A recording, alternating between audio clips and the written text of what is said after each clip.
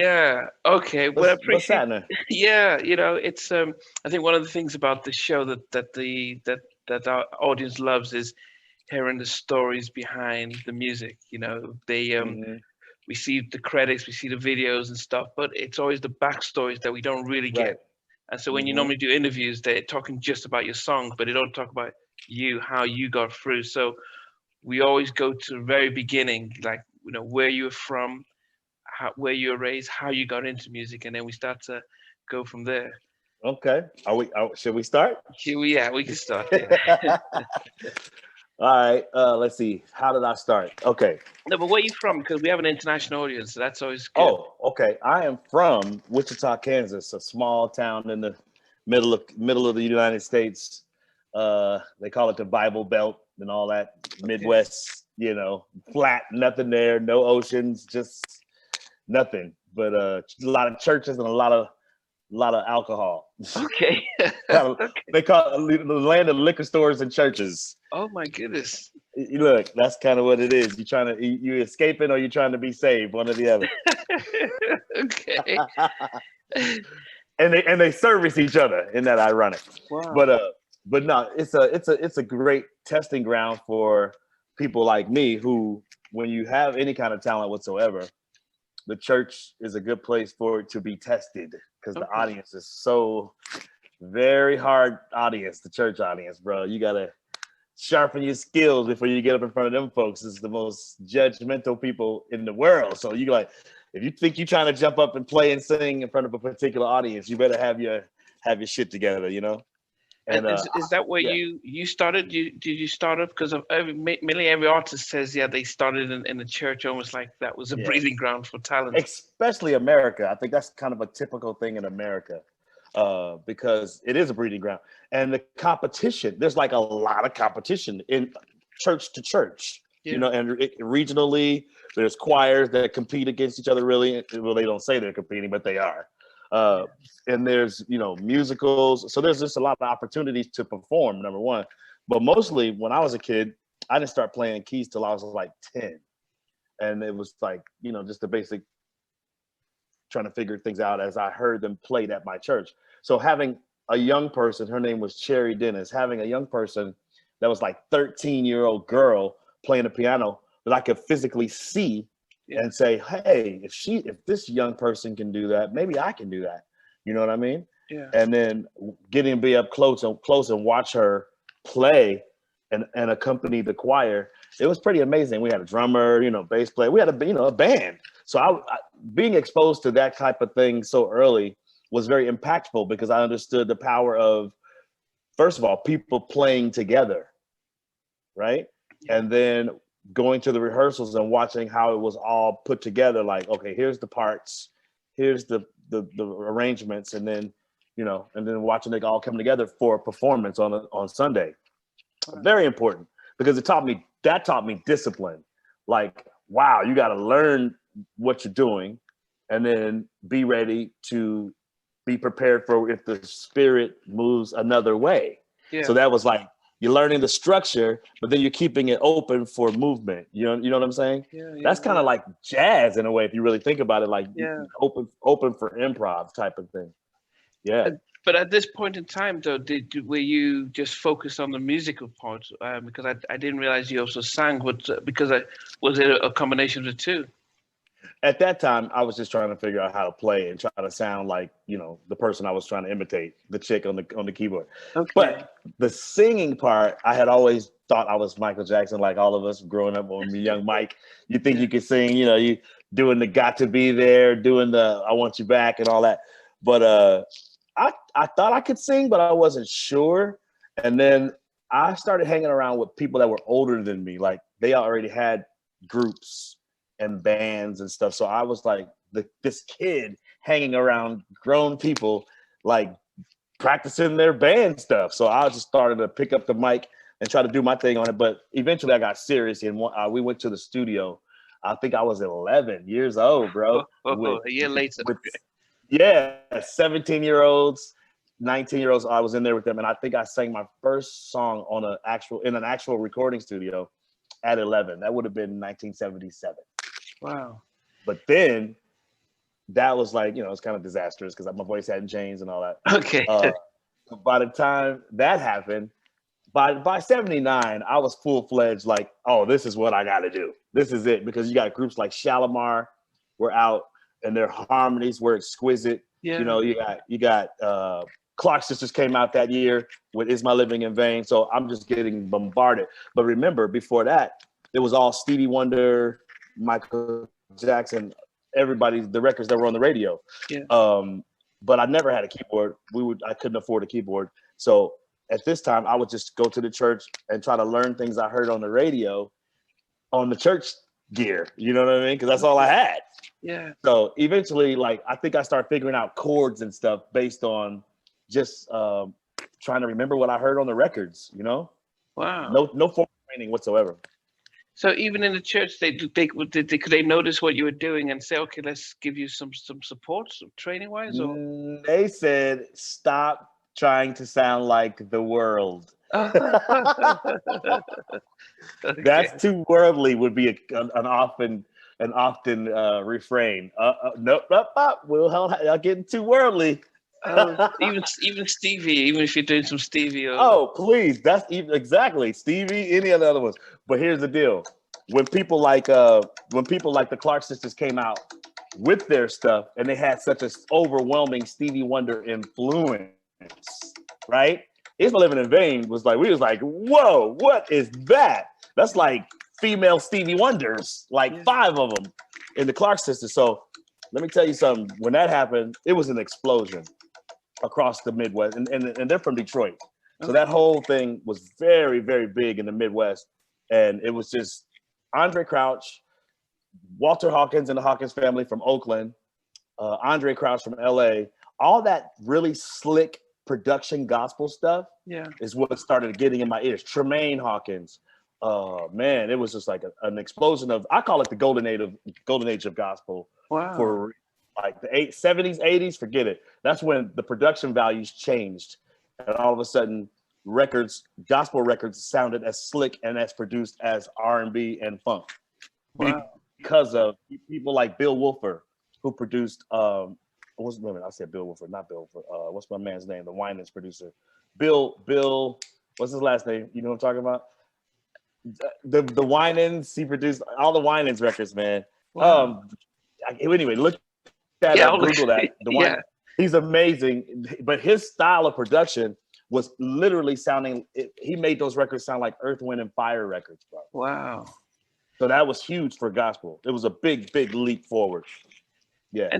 And so at this time, so here you are, you're getting a buzz for the music, but you're in the Midwest because I went to college in Wisconsin, Milwaukee. So it isn't New York, it isn't LA. But I went to college in 97, 94. Atlanta isn't the hub of music as it is now. So you had to be in either East or West Coast. For you in Kansas, did you see an outlet for your music, or did you think you just do local stuff?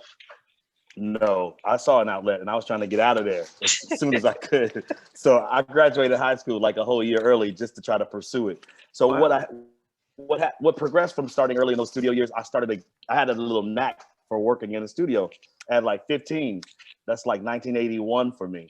I graduated high school in 83. I was supposed to get out in 84 with the express intention of getting a record deal, right? Wow. So this girl I was dating, she had a sister who lived in Los Angeles at the time. This is like 1986.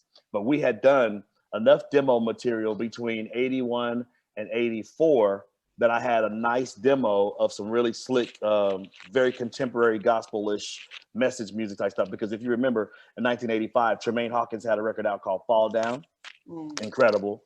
And that was huge. Google that, people. That style of production, it was like it went huge in the clubs. It was like a gospel record that was huge in the clubs, just like the Clark Sisters, You Brought the Sunshine. You know that one? Yeah, yes. Okay, so that's like 1983. Wow. So and these major labels were picking up those records and putting them out because they were blowing up in the streets. So the major labels got hip to it. So Elektra Records put out the Clark Sisters, You Brought the Sunshine, and A&M Records put out Tremaine's Fall Down and her album. So we thought, well, hey, we can do it too, because the Winans, Quincy Jones signed the Winans like in 83. Yeah. 84, something like that. So we were like, yo, we could do that. So the plan was, let's go to LA, see if we can get a record deal with A&M. And John McClain, who was executive producer of Janet's Control album, gave us a listen. And he liked us. Oh, well, how right? did you? Wait, okay, you're. We had a manager. We got a manager. Okay, you got a manager. And the manager got our tape to John McClain's ears and also to Dick Griffey's ears. Because remember, I told you we like Shalimar too. Yeah. So Solar, right? Yep, Solar. So he got our tape to Dick Griffey and got our tape to John McClain. John McClain gave us a quick response like, hey, I'm digging it. And then he said, you guys go back home to Kansas. I'll get back to you. And so we went back home to Kansas and waited. Didn't hear anything. Janet kept blowing up and up and up. Janet got bigger and bigger and bigger with Control. So he's just like, too busy for that. So, but he did hook us up with their gospel affiliate with A&M Records, was called Word Records. Oh, wow. So they were distributed by A&M. So he hooked us up with that arm of it. Their contract was horrendous, so we didn't sign it. So we're back home in Kansas, and now it's 1987. Okay, now before that, how did you know? Because I think a lot of my guests, 90s stars, talk about the contracts. How did you know back in that early days about the contract was bad? We're not going to sign it, because that's a big risk. If you, I'm this kind of dude. I start calling people that were already signed to the label and ask them what do they think about their deal. That's what I did. I didn't know anything about the legal stuff, mumble jumbo, but I was smart enough to call people who were already on the label. Wow. And I found their numbers and was like, yo, I'm about to ask them, how do they feel about their arrangement with this label? And most of them were like, this is crap. And, don't do it. Don't do it. Wow. So we didn't do it with Word and A&M. However, just when I didn't think it was going to happen for me, a group called Club Nouveau from Sacramento, California. They were huge at the time. They had a record called Lean on Me. Yeah. It was a gold single. And then they also had Why You Treat Me So Bad. They were huge. Why You Treat Me So Bad, yeah. Yeah, on Warner Brothers. They were huge in 1986. And so at this time, it's 1987. And we're back home, like, kind of sad because we didn't get the deal in LA. And we're like, didn't happen, whatever. So I get a phone call from one of my buddies who was a big Club Nouveau fan. I was not a big Club Nouveau fan at the time because I'm like this snobby singer guy who's all about the Clark sisters, Donny Hathaway, Stevie Wonder, singers, right? Yeah. So this Club Nouveau was not that. So, but I still respected their street game. They had huge hits. Now, I'm this kid at home at my mom's house in Kansas. I'm not about to argue about it. So when I get a call from my friend saying, hey, I'm with Jay King from Club Nouveau, and I let him hear your tape because everybody had our demo tape that we had been circulating, and Jay King grabbed the phone and said, "Yo, man, I want to sign you guys. I want to take this tape to Benny Medina, who was the head guy at Warner Brothers at the time." He said, "If I let Benny Medina hear this tape, he's going to sign you." He said, "Are you prepared to to leave Kansas and move to California?" I was like, "Yes." And so that's exactly how it happened. We got signed to Warner Brothers in 1987. And all of a sudden, I moved from Kansas to Cali. So you said we. So you keep saying we. So I wasn't sure who was. what was it? It was me and the girl that I had been dating in high school. Yeah. And then another guy. It was three of us. So you were going to be like the Club Nouveau, like a no, we were going to be like no. But at this time, now things had shifted. They wanted us to be more like Guy. Teddy Riley's Guy. Yeah. Because my sound was very similar to Charlie Wilson and all that kind of thing. Because that's my hometown heroes. Charlie and them are from Oklahoma, right next door to Kansas, where I'm from. So that was like a major, major sound. So that was all through me. Stevie, Charlie was my energy. And so when Warner Brothers heard us, they were like, whoa, we found our own guy with this one guy that's writing, producing all of it. So it was a girl and me and another guy. There's three of us called Chanté Moore. Look it up. Okay. that's also on the internet as an unreleased 1988 Warner Brothers album. Chanté Moore. So they wanted to pitch you up next to sort of, because Guy, Groove Me. I mean, what was your thoughts when that was blowing up? Well, we never came out. We got dropped before it ever came out. Oh no! But what was your thoughts when you saw Guy coming out with Groove Me? I mean, as a producer, writer yourself. I thought it was incredible because Teddy's whole sound was so different. and it was different than everything that existed at the time. So I knew Teddy was a genius, and I also had known that Teddy had done the show for Dougie Oh, Fresh yeah, like a yeah, few years earlier in 85. yeah. So I knew Teddy was a genius, and he also had done Somebody Else's Guy for that record. That I Can't Get Off My Heart. That's Teddy too. People don't Wow. know that's Teddy Riley. Yeah. So I knew he was a genius. So I was like, that guy is incredible. But I wasn't so much. I got to tell you, I wasn't a big fan of Aaron Hall. I thought it was Charlie Wilson Redux. Like I was like, he's trying to do Charlie, and that's my job. Okay, okay. But I think that's what got Guy the deal. When I interviewed Timmy Gatlin, he says the Aaron Yeah, Hall was the of Charlie course. 2.0. But yeah, And he was writing the hell out of that stuff. yeah. But then and I grew up. I grew up in London, went to high school in Nigeria, and the Gap Band were big. It's amazing how big the Gap Band was. So to imagine the voice of Charlie. So but the name of your group was kind of a hard one to pronounce and remember. Why did you come up with something? We were trying to be trendy, like Club Nouveau was French. Okay. And so we tried to stay in. We were joining their club, if you will. So to me, I was like, well, if I'm gonna join this club, what are we bringing to it? And I thought we're bringing our unique voices. So Cachet de Voix means unique voice. Cachet de Voix. Okay. So all of a sudden you go to Warner Brothers. Now, did you think about the deal because you've been talking to everyone else? Did you just at this time say, forget what it is, whatever they give us, I take, or what was the? That's exactly what we did. That's exactly what we did, bro. Because we were trying to get out of Kansas. It was like, whatever, let's go.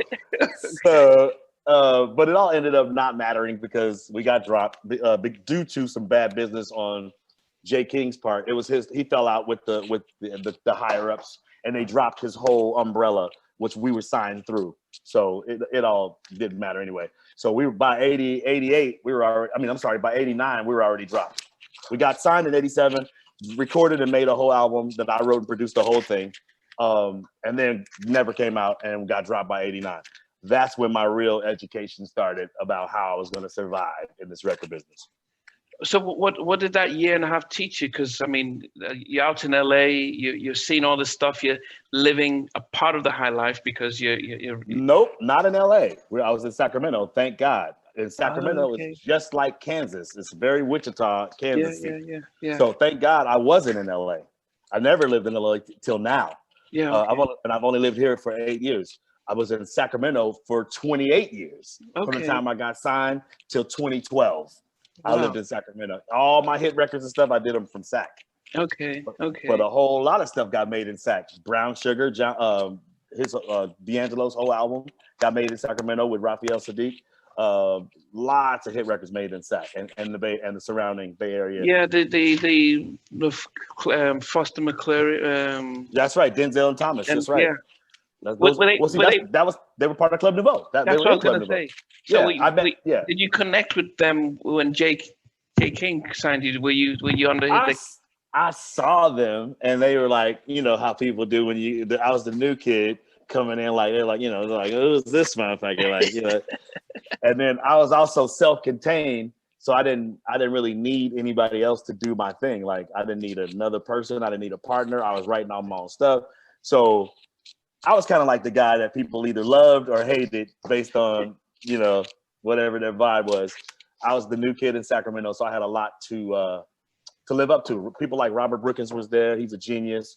Derek Allen, another genius, was working with Janet Jackson at the time. He's the guy playing bass in her Black Cat video. Wow. Those people were all from Sacramento. So lots of talent, man. Incredible talent in Sacramento.